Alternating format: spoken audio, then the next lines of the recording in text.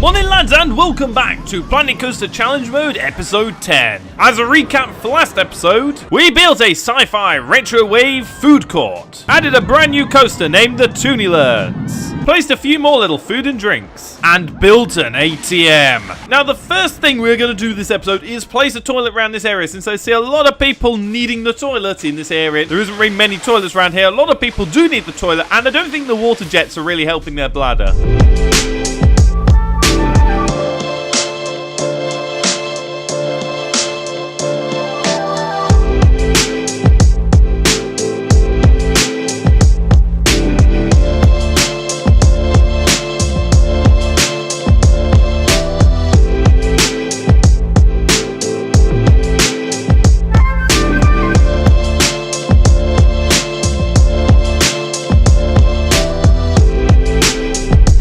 Brand new toilets have been built. I see they've also been decorated appropriately. Around here we have a little bit of a garden kind of theme going on. It's a little bit more natural. So I feel like this kind of just fits in well. And as you see, we've also customized the sign on the top to fit the colors of the building. Now we have fully finished the toilets. We need to go ahead and decorate our TONNE ride. Now I want this ride to not really so much have a theme, but to more look realistic. In the sense it's going to have a lot of trees, bushes, that kind of stuff around it.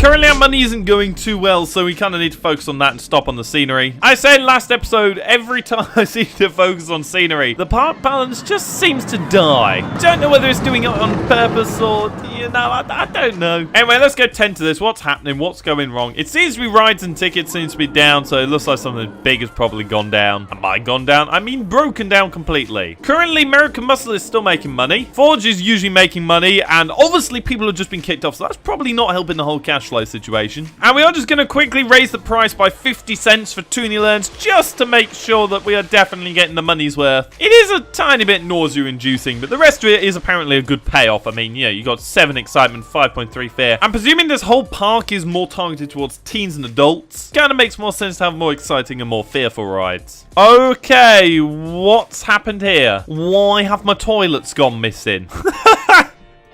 What's happened? Has anything else gone? Guys, I'm concerned. Why have they just gone? In all seriousness, though, I have no clue what happened to the toilets here. Well, I guess we need to rebuild ourselves some toilets then, don't we?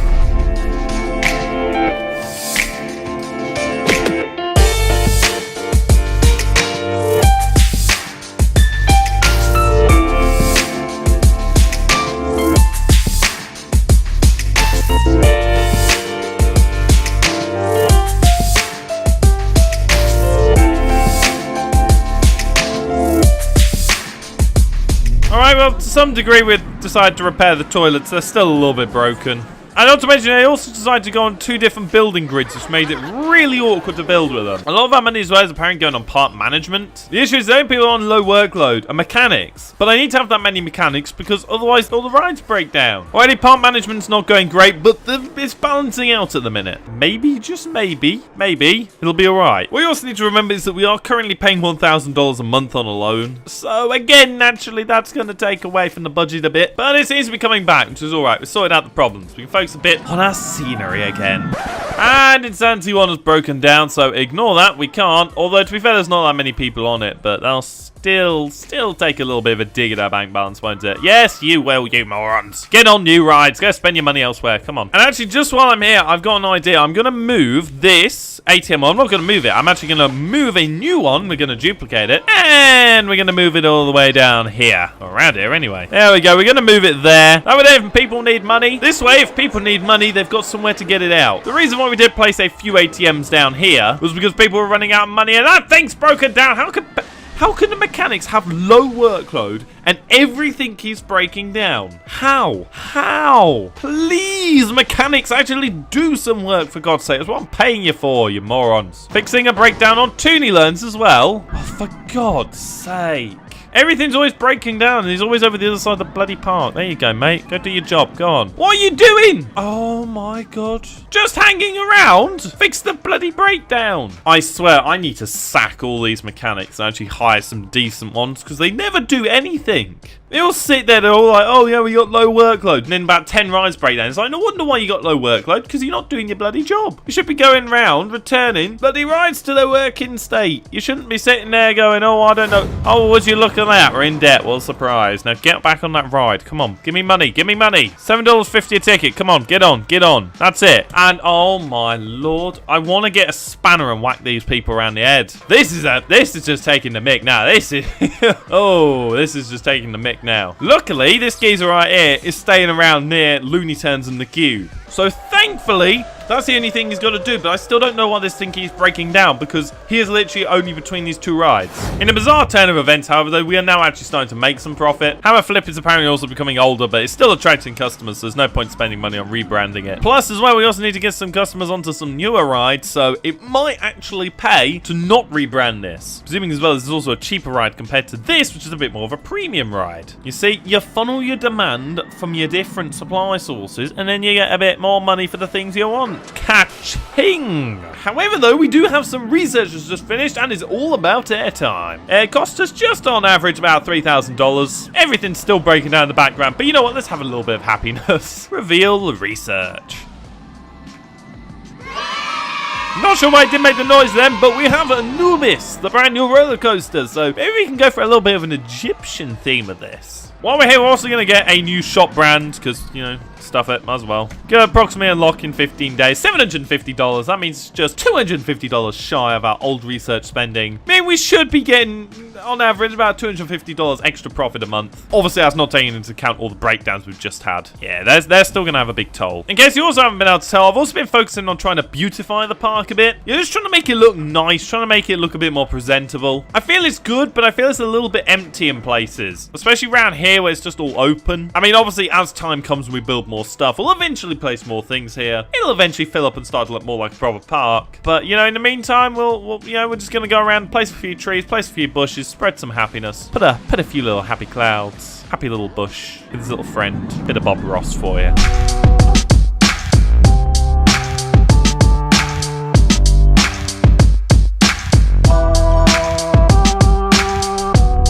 Ah. What's gone on here? Why have we just suddenly got into $5 grand? Oh,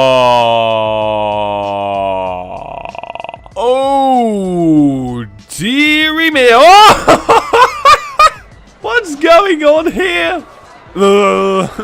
Blimey, they're having a bit of a fun time, aren't they? Cool, look at these particles with their energy. Look at them all buzzing around, bumping into each other, transferring energy. Come on, get back on, Looney Tunes. I don't want to see... Oh, my park has gone to absolute shite.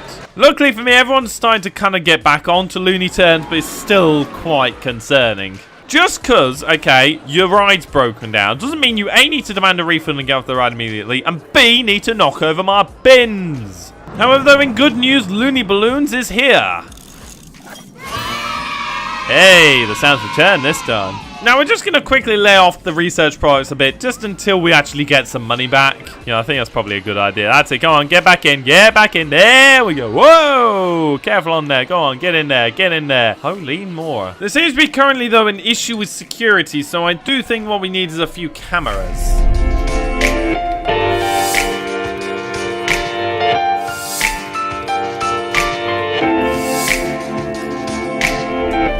Cool, look at this. Now he can spy on all of our guests. What are you planning on stealing, mate? What are you planning? Oh my god, it's back. We might also want to slightly increase the price of the pass and also build a brand new pass stand just so people can actually go and buy one here as well. There you go, look at that. I think this is the longest queue I've ever seen for this ride. I mean, some scenery would probably help it. So on that note, I guess we ought to go and scenery away.